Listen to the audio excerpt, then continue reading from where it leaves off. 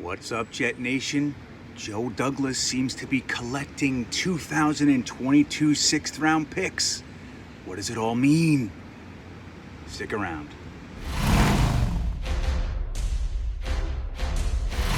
All right, JetNation. Once again, I am GreenBean, and this is JetNation. Little house cleaning before we get started. Don't forget to like, subscribe, hit the little bell to be notified when we make videos. It really does help a lot, especially when I'm trying to justify my presence in this massive organization that is JetNation. So don't forget to do that for me. Now, the trade deadline's coming. And that's November 3rd. Another little piece of house cleaning. Don't forget to vote, everybody. I actually was in Washington State and drove all the way back down to Fort Lauderdale, Florida with my wife and kids just so I can vote in person. This is my old stomping ground. I lived here for 15 years.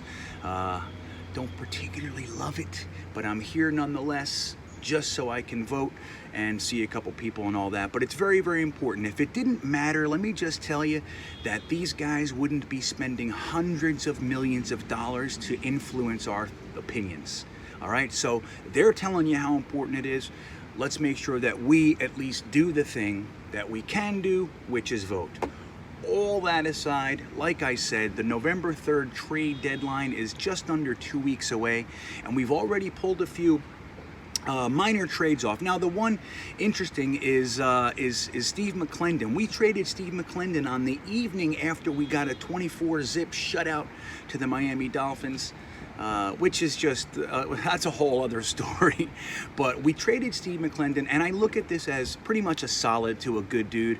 The way I see this is Joe Douglas just basically said, look, dude, you're a great leader. You work hard. You're at the end of your career. We're going to send you off to a potential winner, you know, somebody that has, you know, playoff potential, even Super Bowl aspirations. We'll get you down there. And they traded McClendon and a 2023 seventh-round pick for the right to have Tampa Bay's 2022 sixth-round pick. Now, another one that came out of left field was Jordan Willis. Now, when I was making my list of all the potential players that we have that are, you know, have some trade value or could potentially be on the block, Jordan Willis wasn't even on my radar. So that one really came out of left field for me. Again, we got a 2022 sixth for Jordan Willis and a 2021 seventh. So that's that's an interesting trade, but what is it about these 2022 sixths? I think Joe Douglas is trying to really hold down the back end of that draft. Maybe that's when he plans to get some like a field goal kicker or something like that. I don't know. I hope it's not that long. Even though Ficken's been playing well, I still would love somebody like a Tucker. Wouldn't that be great? So anyway, we have some guys. Now there's the more well-known ones. People are talking about the likes of Avery Williamson and Brian Poole and maybe even Crowder and all that. But there are some other guys that may have some value. So what we'll do, we're going to go through this video and I'll tell you who's out there, who's available and what they kind of look like. Then at the end, I'll wrap it up with my predictions. And as you know, I'm always right. So, well, maybe not always, but you know, you guys, you do a good job of telling me when I'm wrong. So I don't see any issue there.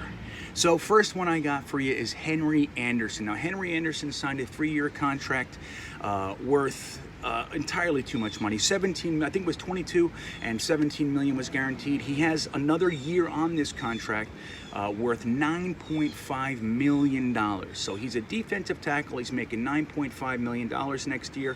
And this is his production has been 7 tackles, 3 solo. So what do you think? You think a team's going to throw us a pick for a guy with 7 tackles, 3 solo, and cost $9.5 million? I think it's going to be a tough one. If there is a defensive tackle starved team, as we see there are injuries everywhere, someone could potentially take a guy who's a, you know, look, he stays healthy for the most part and he does work hard and all that sort of stuff. 2 years ago, he had 7 sacks. So there is the potential there. In the event we do trade Henry Anderson, I don't see anything more than maybe a 7th, at the top, a 6th-round pick. That's what we'll get, and that's what Indianapolis sold him for to us. So the next one that I see as legitimate is Avery Williamson. Now, Avery Williamson restructured his contract. He signed a 3-year contract with Mr. McCagnon a couple of years ago.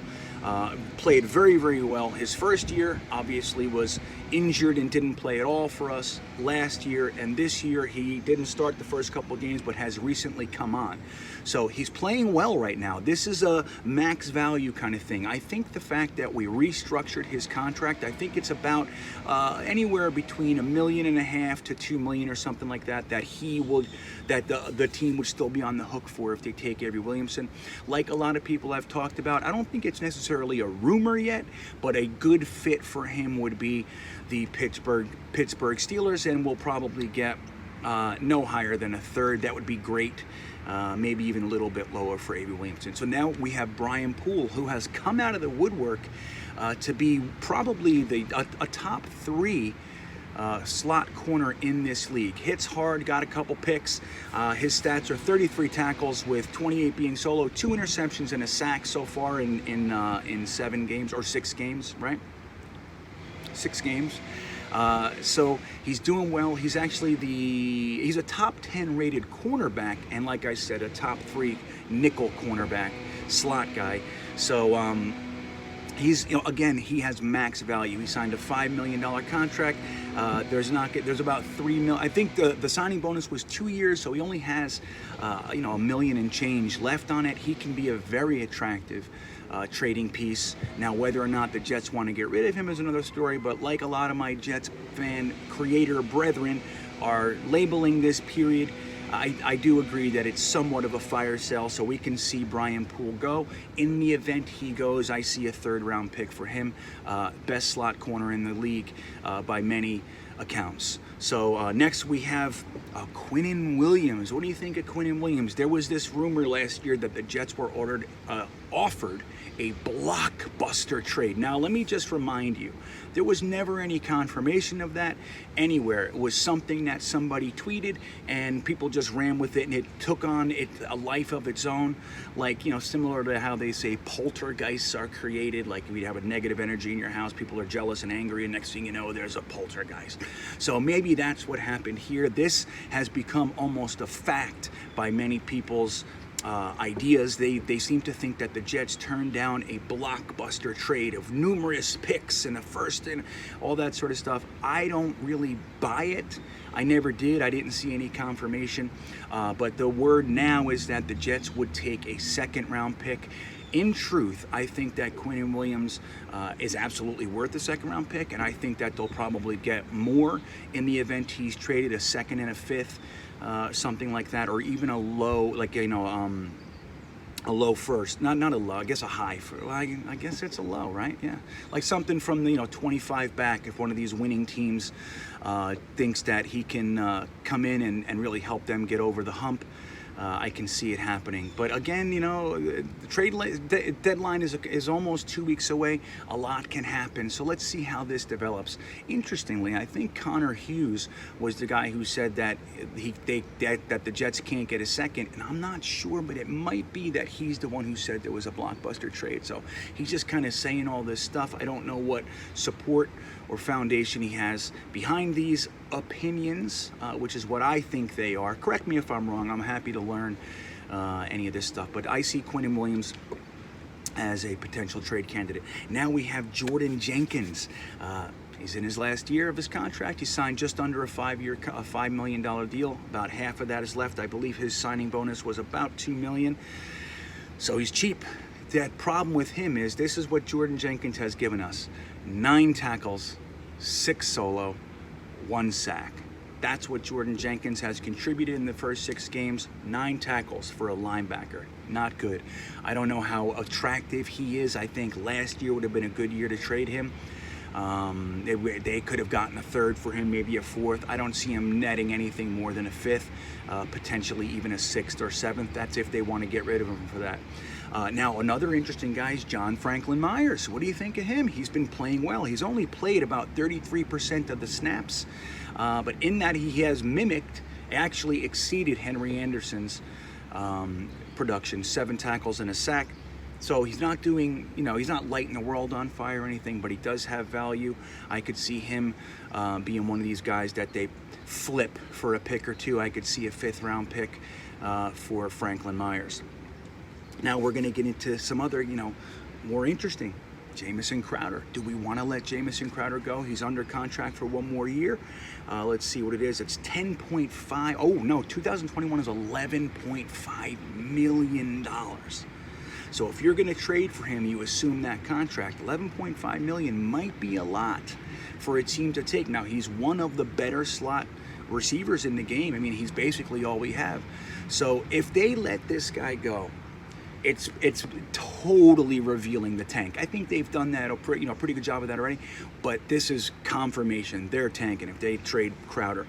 The good news for that, though, is he's probably one of the higher valued guys that we have. Third, second, late second. That's the word I was looking for earlier. Late second for Jamison Crowder. If somebody needs him, and their receiver goes down, and he's a hard worker. He's a contributor. He did have a couple games injured, which is part of his issue. But overall, he's been healthy since he came here, and he's a very, very attractive piece. What do you think of Ryan Griffin? Where the hell is Ryan Griffin? If we're not going to use him, maybe somebody else can, because we saw what he could do last year. Ryan Griffin has a whopping 5 catches for 27 yards with 0 touchdowns. 5 catches. That's what we're doing. So like I said, if we're not going to use him, trade the guy. What could you get for Ryan Griffin, especially with this low of production? I don't know. 5th round pick, something. And this is one of those things where you start to look at these guys. You're like, do you want to let them go for chump change? A lot of people complained that if we knew Robbie Anderson wasn't going to re-sign, we should have gotten anything for him. If we could have gotten a 7th round pick, it's still more than what we ended up getting, which is nothing. And I don't always agree with that, but I get it. So what could you do? Getting rid of Ryan Griffin, getting rid of Jamison Crowder. If you can collect some 5ths and 3rds and things like that, do you want to do it? Now you got Marcus May, Neville Hewitt, Chris Herndon, these types of guys. I think out of them, probably Marcus May is going to have some real value. We see him. He's one of the better players on our team. He's definitely not an upper echelon safety, but he's good. He's solid. The injury thing is no longer a part of that little story about Marcus May. Remember, at the beginning of last year, we were concerned that this guy could ever stay on the field. And now he played 98.8% of our defensive snaps. And look what he's doing. So he's got a couple picks. I think he has 1 pick, a couple sacks. He has, let's see here, he has 34 tackles, 20 solo, 1 forced fumble, 1 interception, and 2 sacks. So he could be attractive. I could see absolutely getting a 3rd round pick for Marcus May. But is he the kind of guy you want to build around? What's he going to want? All those types of things. And that's the whole problem with teams taking guys that are free agents next year, is that they might not want to parlay or the picks and the potential contract issue for this player. Parlay wasn't the right word. I know it, you know it. Let's move past it. So here's my predictions on who will be traded. This is me saying my prediction on who definitively will be traded. I think Brian Poole's a goner. I think we're going to get a 3rd round pick for him. I think Terrell Basham, who I didn't even talk about, he has 11 tackles, 8 solo, 1 sack, and 1 pass defense. I think Terrell Basham is a good piece. I think we're going to get a 4th or a 5th for him. I also see Quinn Williams getting traded at the deadline. I think we're going to get a high 2nd for him. One of the teams that has a higher 2nd round pick is going to give us that, maybe a 2nd and a 5th, like I said earlier. That's what I see. I also see Avery Williamson going to the Steelers. Again,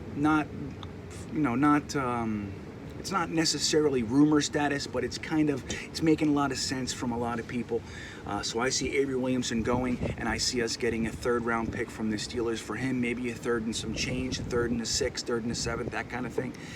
He's a damn good player. I also see, where was the other one? I see John Franklin Myers getting traded. and I think that we're going to get a 5th round pick for him. And then after the trade deadline, in the event that the Jets actually do get the number 1 overall pick, I think once that's confirmed, we have the number 1 pick. We're going to trade Sam Darnold when the league year opens up, and we're going to be able to get a 1st round pick for him. At worst, a 2nd and some change, but that's going to help as well. It's a shame. I want you to know I still love Sam. I'm still rooting for him, all those things, but I am starting to slide over to the other side of resetting the quarterback rookie contract and doing all that sort of stuff, and giving a new coach, being able to attract a higher tier, an upper tier coach with that number 1 pick, saying, hey man, which quarterback do you want? I think that's going to be very, very attractive. So there you have it. What do you guys think? You think my predictions are correct? You see anybody else with some trade value? Let me know. As you know, I reply to pretty much every single comment on the YouTube page. Facebook, not necessarily so much. And don't forget, for games, we do a live stream. And we're having a good time, man. It's been helpful for me. It's like therapy. Like Matt O'Leary likes to say, these videos and all this stuff, it's like Jets therapy. I could not agree more. I fully support that statement, and it works. If you haven't done it yet, check us out. JetNation's YouTube channel or JetNation's Facebook. You can get it there. That all said, let's tank for Trevor. Go Jets.